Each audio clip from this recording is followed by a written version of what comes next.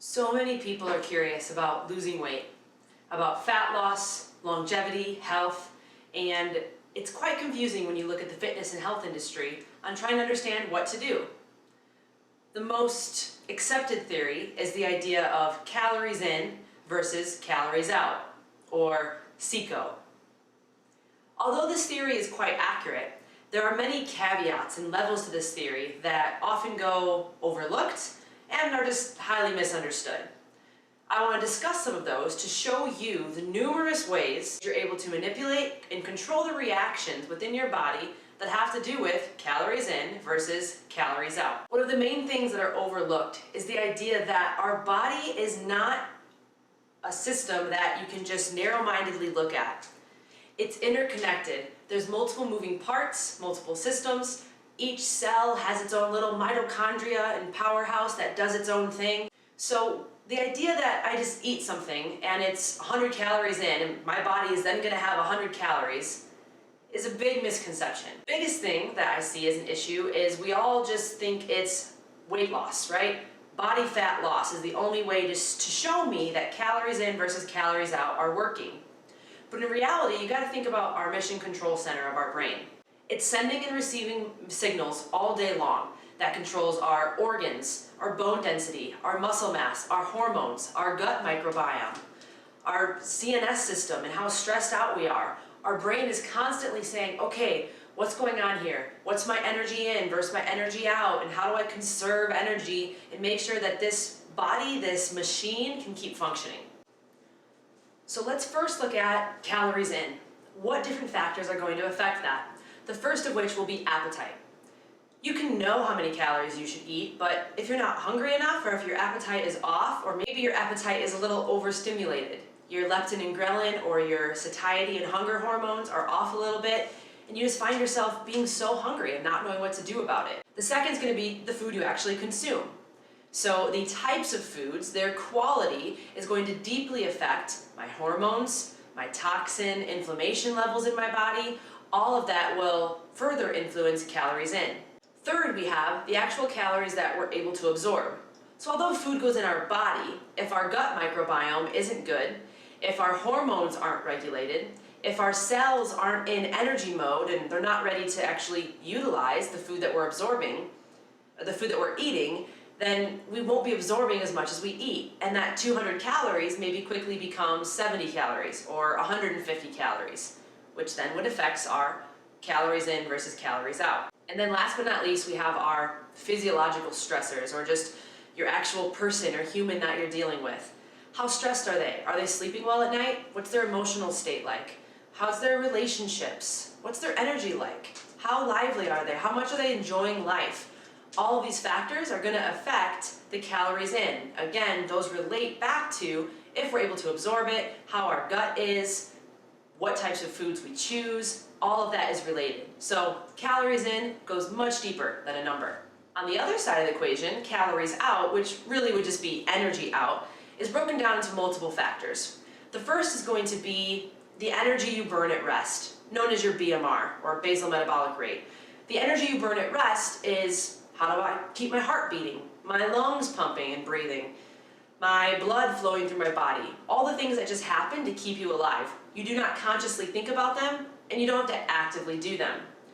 Next up would be our exercise activity. So anything that we intentionally do to work out, to work hard, to expend energy. But tied with that is our non-exercise activity.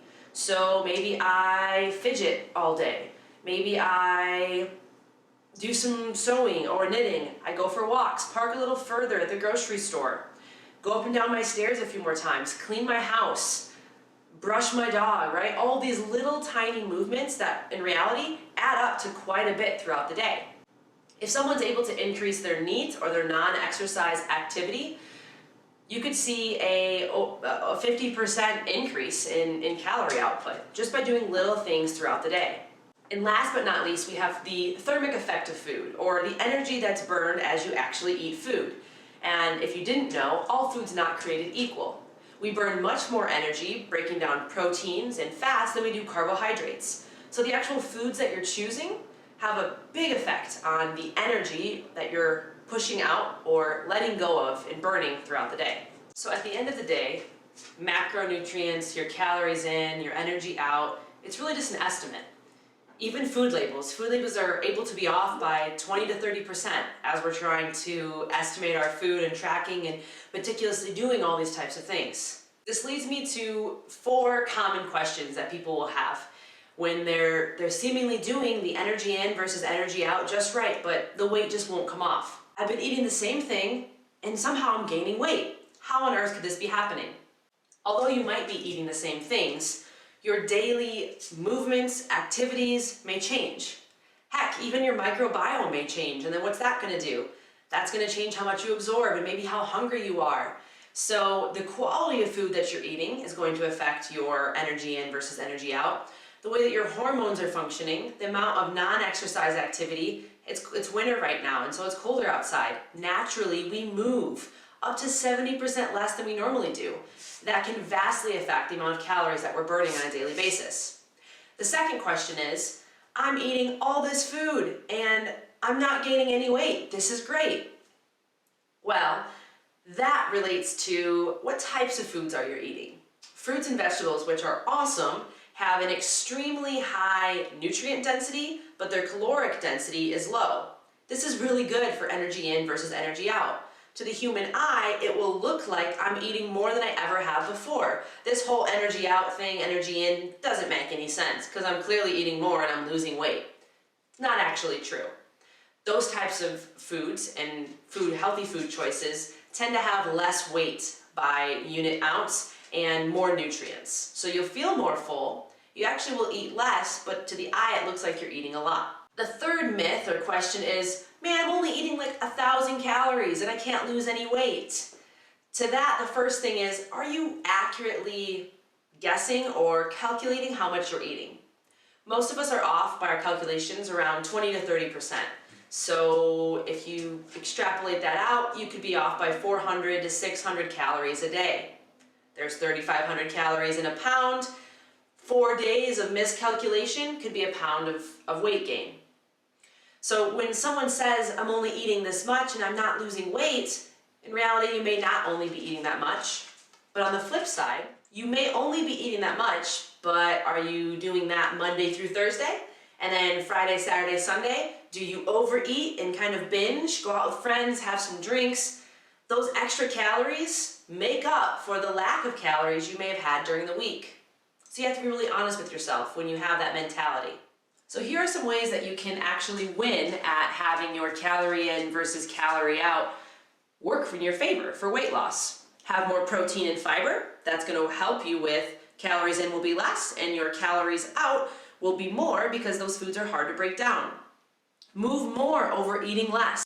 So often we go with the eating less portion, and that really starves our body and it doesn't do all the processes I mentioned at the beginning of this video very well. So choose to move more.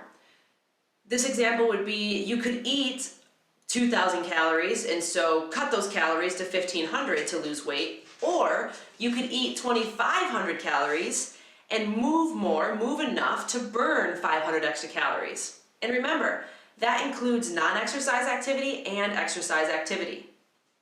You can maximize your post-workout energy by using some high-intensity exercise. That's going to cause more burn afterwards. You can increase your thermic effect of feeding by eating less processed foods and eating more unprocessed foods. That's going to also burn more calories. Eat at regular intervals throughout the day, so every 3 to 4 hours. That's going to help keep your metabolism up to date, and it's also going to help your body burn more as you eat in bouts versus eating constantly all day. Use different types of exercise. Don't let your body get adapted. Exercise in different ways, and that's going to increase your calorie burn because it's a new stress to the body. Stay consistent with all the habits that we've been talking about. Focus on your good macronutrients. Focus on getting your protein in, good fats, hydrating, sleep, managing your stress, making sure that you're recovering. All these habits really add up. So all of these things are going to help you win at the calories in versus calories out ratio. And the whole point of this video is to help you understand that although it's simple, it really isn't that simple. And there are many factors that influence the rate at which your body burns energy and takes in energy. It's not a closed box. It's a very broad topic, and it's important for you to understand all the aspects of your life that affect it.